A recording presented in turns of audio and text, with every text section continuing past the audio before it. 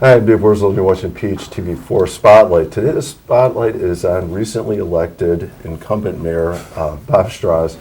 We just had the April elections, and thank you for taking the time to sit down with us.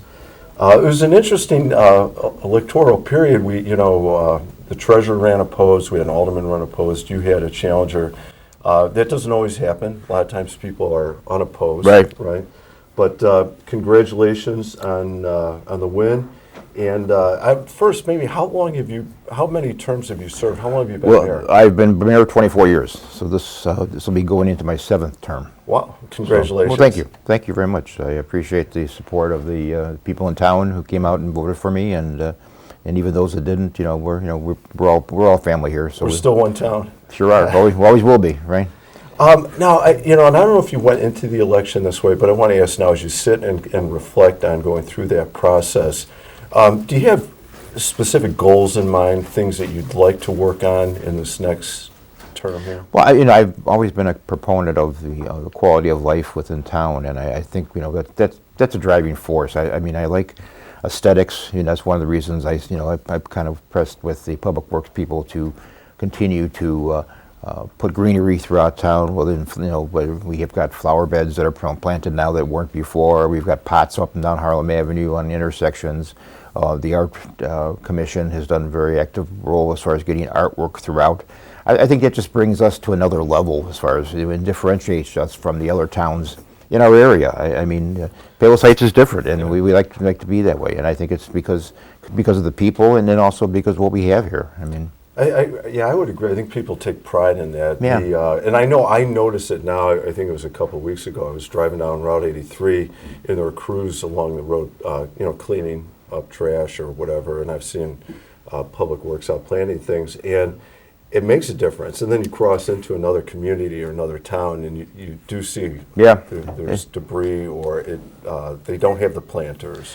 Well, even in some of the, as people may or may not know, some of the streets, the major streets, especially in Palos Heights, whether it be Harlem or 127th Street or 135th, 131st, jurisdiction is different on each one of those streets. Who actually owns and runs the street? But we've taken the position that, say, for example, on 127th Street, those culverts that are, around Oak Park Avenue, those aren't our culverts. But, if we wait for the state to do it, they're going to do it once or twice a year, and you're going to get weeds, and it's just not going to look good. And with the exception of one of the things about most are dandelions, but that's another whole story. But it would just look wild, and it would not look well kept. And I think that means a lot. You can have pride for your town. The town has to look good, and I think that's one of the things we've tried to do and will continue to try to do. If you have any other goals, I want to give you a chance to speak to that. But you do raise that issue. There are layers here that maybe some of us aren't aware of in terms of who owns that property or who's responsible for maintaining it, and it isn't a blanket statement the city of Palos Heights says. You've got private owners or other government layers involved, right? Well, and that's, a lot of times we have people who will call City Hall and say, well, this house is not being well kept up, or, there's, the grass is tall, a commercial building may not be looked at. There's such a thing as private ownership and private property, and there's only so much that a town or any, municipality, not just Palos Heights, but whoever, can do.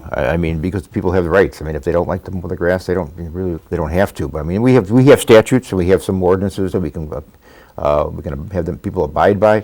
But by the time, what happens is you go through it. If you take a path of litigation, it takes time. And it doesn't get it better. You're better off just try to talk to the people and work with them. But that doesn't always work either. It doesn't always work either. It doesn't guarantee it.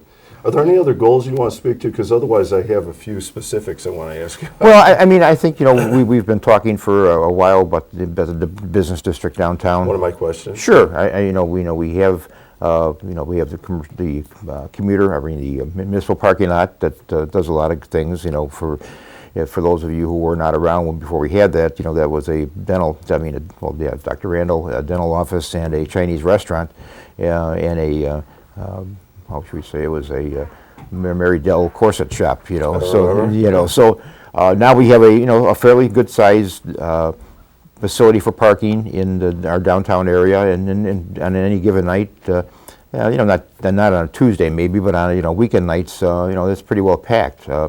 But it's becoming pushing its limits. I mean, another problem we have when we have some kind of activity there, whether it be Kringle Market or the Farmers Market, you can't park there. So people who park have to find other spots to park. Yeah, so classic car show. Classic car show is another great example. So now we are looking, and we have been. We purchased a lot at 123rd and 71st Court. We tore the house down because we were having some problems. I was afraid of squatters getting in there, quite frankly. And we've had some vandalism with kids and stuff like that. So, and then we've purchased a house next door with no immediate needs to do anything. There's no plans to do anything with that. But I think my idea is to acquire those houses along there as they come up for sale, and to eventually be in a position to expand the business district and make it more orderly. I mean, it's not necessarily the fact that we don't have the properties. It's a matter of having an orderly pattern. I happened to look, I think it was Saturday night, I was driving down Harlem, and as I went down, it was around 6 or so, by Capri, and I looked down the block, 123rd, they're parked all the way down 123rd now, and that wasn't. I live a few blocks down. I drive through it all the time. Yeah, and that wasn't the case. I mean, but if we had a parking lot there, people can pull off and park right away instead of having to drive around the neighborhood for one thing. Right. Plus, they also don't have to park in front of somebody's house. So, I mean, that's. There's some contention on the people who live around there. I understand that, but it's for the greater good of the town, and I think that's what we're trying to do. It is an issue that needs to get addressed somehow, and very difficult one, I'm sure, to navigate. And with the business district, we have the ability to work on those parking lots. I mean, where we are now on that is we have a request for proposals. We're finishing it up to go out to consultants as far as some people who have done downtown business district plans. Are in you talking about the rear parking? The whole area between 120. What would be 122nd or 121st actually, and 125th. And it would encompass the rear, but it would encompass the front. It would be everything. So I say some of those lots are in pretty poor shape right now. But again, you keep in mind, those aren't our lots, right? Privately owned. So we can't pave them, because unless the people say that we can, Right. So. And as long as we're on the business district, because that was going to be one of my questions. At one point, I saw, suggestions, a consultant, renderings of what could be done or what could it look like. At what point will there be some type of movement in that direction, do you think? We'll start to see something happen. Well, actually, on Planning and Zoning Committee, we've already had 2 meetings on going out for a request for proposals from various consultants who do downtown businesses, and so we're trying to get that buttoned up within the next month or so. And they go out for proposals, bring them in. The council will review them all, and then we'll start setting a pattern. As how. Usually they go through, long-term, short-term plans, and but again, it will be to, and again, we as aldermen or people in the residence, he can come up with ideas, but you've got professionals who have done this many times at other places, and some things work and some things don't work. I mean, something as unique as I've often thought. We'll take for example over there by the post office. Maybe one idea for parking there would be to buy one of those storefronts, gut it, take it down, and make it a pass-through for pedestrians, so you could actually park, redo the parking in back, and then walk in the front, and make it more accessible. Make it more accessible and more pedestrian-friendly too, and people in wheelchairs. Again, another thing. No, for sure. The amount of challenges. After you guys get the suggestions back from the consultants, do you take those to the private businesses? Oh yeah, no, that's part of the before the consultants even come up with any kind of proposals, they will have study groups with the stakeholders. Whether it be the businesses, the residents, people who live in the area. I mean, that's what it will be. That's where it all comes into play. Okay. Let me ask you a question. Sure. You probably get tired of getting asked. No, I guarantee it. The property that Pete owns. Well, again, it's. We don't own it, Right. Pete's owns it. I mean, they move at their own speed. I mean, I was looking at some business cards. I think we started meeting. We met with Peace over 10 years ago. And that's how it started. And and they finally, I think it's about 5 now that they've actually, since they bought the shopping center, and they put some money into it. They redid all the landscaping, and I firmly believe they'll be there. But they've acquired a number of properties in the southwest suburbs. I mean, they just opened up the one in Orland Park. I mean, and that took a number of months after they said they were going to open it. I mean, they're doing their distribution center in Tinley, which at 167th or whatever it is over there, and that's opening up, and then have a store there. So I mean, we're in line somewhere, but again, we don't call the shots. I mean, that's and then we have no hammer as far as defense. Say we'll cut your funds off. Well, they're not asking for anything, so it's Yeah. They're okay. They're holding that property. Yeah. We don't know where we're at in line with them. No, I mean, I'm not sure they know. I think because as they were going through and opening up the Orland Park store, they bought the property where PD's 2 was. So I mean, what does that mean? Who knows? I had one other question I want to ask you, and we've kind of talked about this a little bit. It came up in the forum. Aldermen running unopposed, or in your case, in your past, you've run unopposed a few times. Which I find kind of interesting because we need civic involvement. I think it's a healthy I agree.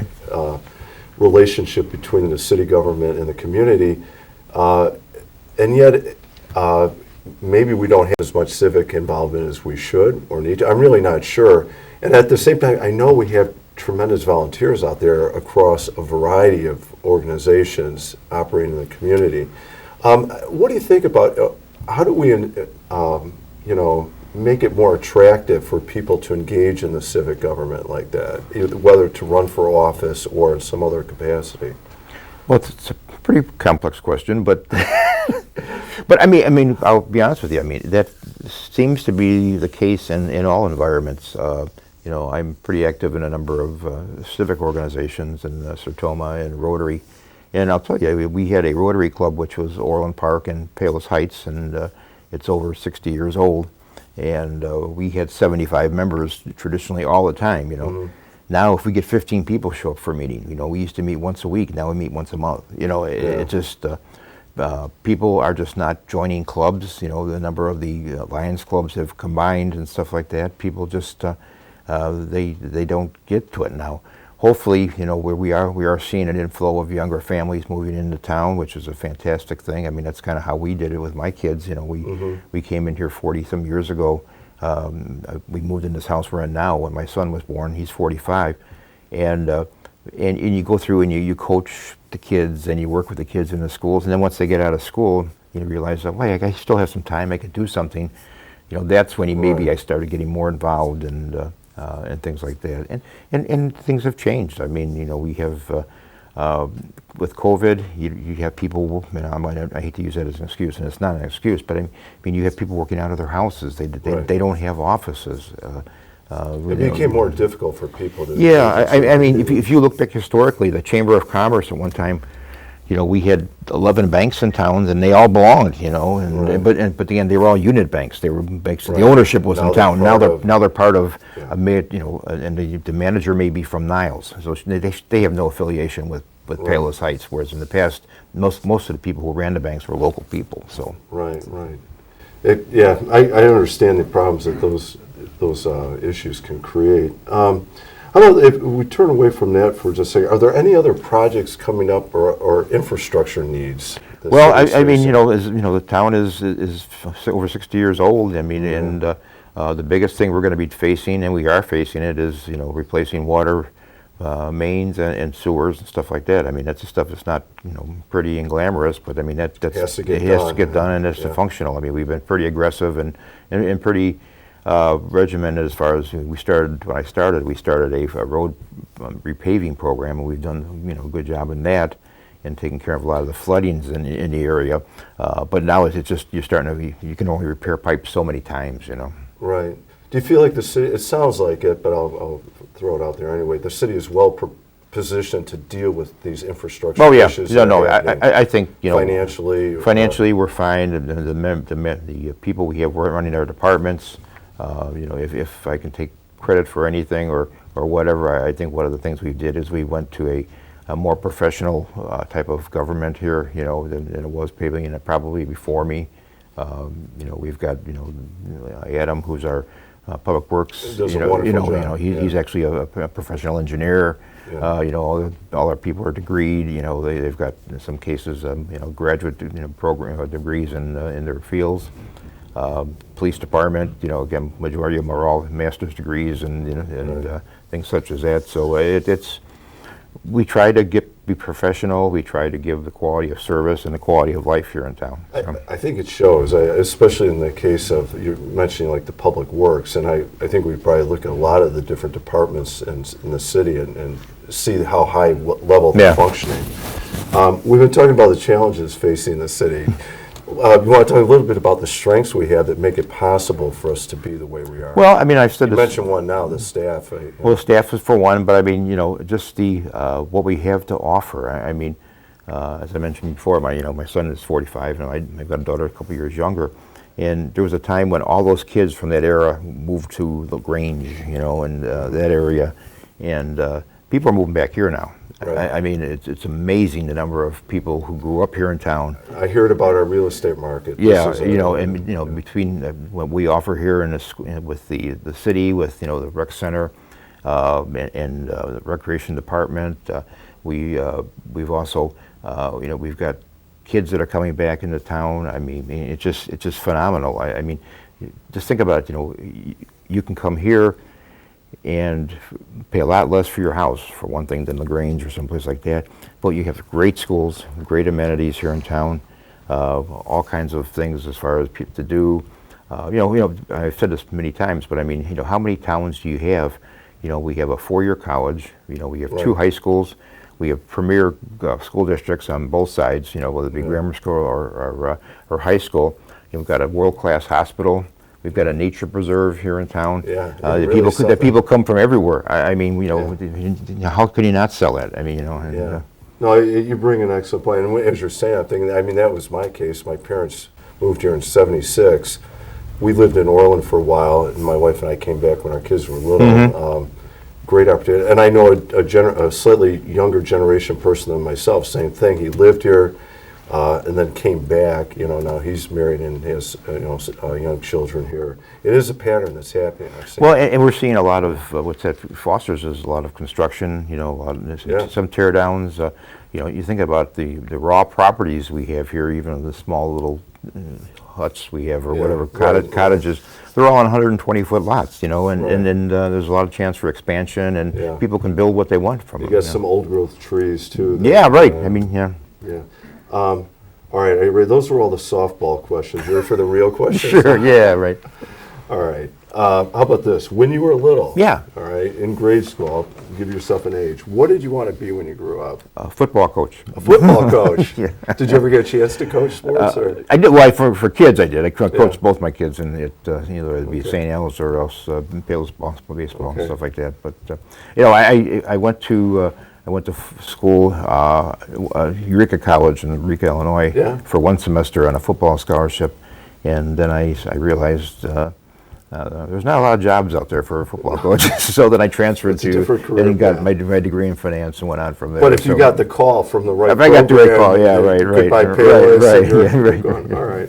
How about this? I'm guessing you need to recharge when I think about your jobs, your career, your responsibilities as mayor. What do you do to, you know, either go on vacation or how do you recharge yourself? You know, I play golf a couple times a week. You know, as far as recharging, you know, we spend time with the grandkids. You know, I go to a lot of baseball games and actually volleyball games and things such as that. But and we get away.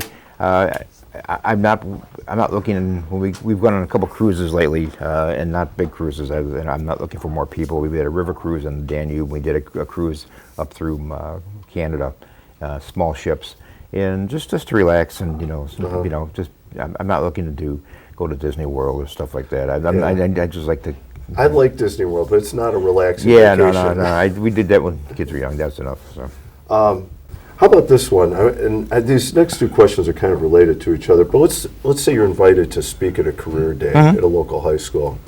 What advice would you give the young people about thinking about a career path in like politics or government or city government? Well, I think the first thing they have to decide is whether or not they want to be a professional government employee or they want to be an elected official. I mean, those are two very different things. I mean, you've got a whole professional side of it. As far as the administrators, the department heads, which is all management, and things like that. And the other side is the elected official, which is more probably getting out in the community and getting to know people and and learning. The so. Campaign dimension changes it quite a bit. Yeah. How about this one? Now, kind of related to that, how about, let's imagine somebody in a nearby community, especially with your experience, is running for mayor, right? So there is a mayoral contest taking place. They come to you asking for advice about, becoming a mayor. What would you tell that person? Well, I would hope they had a background in being involved with the community and not just coming out of nowhere and deciding they want to, they want to meet, they want to run. A lot of this job is knowing people and knowing what goes on in the community. I mean, that's quite frankly, that's why. To be effective. Well, I mean, as I mentioned earlier, that's why I was involved in Rotary, Sertoma. I was on the Parish Council at St. Al's. I'm pretty active there. And you try to get the chamber. I was president of the chamber, but things like that where you get to know people individually throughout the town for different reasons. But you hear a lot of opinions. It's good to just get to know people and meet people. I mean, I think that's you don't know it all. I mean, a lot of people think they do, but they don't. Right. Yeah, and I think that humility probably would serve you well. Listen to other people, get to know other people. Yeah. All right, how about this one? Other than the dream job of being mayor, I'm imagining this is what you've always, other than being a football coach slash mayor. Yeah. All right. What would be the other dream job you would like? I think I've often thought if I didn't go into banking, which I did for 40-some years, I probably want to be a hospital administrator. Really? Yeah. Wow. Why hospital administrator? I just think it's a calling for that. You can help people. You can. Although it's changed dramatically, over the last couple of years, but I think people you can make a difference that way with whether it be the patients or the community or the employees that are there. But I think that's what I want to do. I can see some parallels between that job and the mayor's job too, actually. Yeah. All right. To kind of wrap this up, I'd like you to look back. So you've been, mayor for a while. You've been involved in a lot of local organizations or even organizations that have national affiliations. When you look back at your career as mayor and thinking about heading into this next term, I'd kind of like you to think about two things. What do you hope to accomplish? And then also, what would you like your legacy to be when people talk about you as mayor? Well, I think what I want to accomplish is just continue to make this town, just hit the quality of life within the town, whether it be the aesthetics, which we talked about earlier, businesses that come in, availability of businesses, providing the right professional services for people within the town, whether it be recreation, PD, public works. I mean, giving all those services at the highest level. I think overall, my legacy, I like to think that we ran this as a professional organization. We tried not to let personalities get in the way, but sometimes they do, unfortunately. But I think, all in all, I think we owe it to the people to just provide the services for them that they've voted us in for, and then hire the people to do it right. Yeah. So. No, I mean, you've hit on it. There are going to be conflicts. There are going to be disagreements. Can we rise above that, be professional to provide the services? Mayor Straz, thank you very much. My pleasure. For this, anytime. A very interesting conversation. I wish you the best. Thank you. Next term. Same to you. A lot of great things going on here. You've done a lot of great things. Well, so far we'll continue. Hopefully, we'll continue on. So that's our agenda. I'm sure you will. I'm sure you will. Great. I'm Dave Worsley. You've been watching PHTV4 Spotlight. Today's Spotlight has been on recently newly elected incumbent Mayor Bob Straz. Thank you for watching.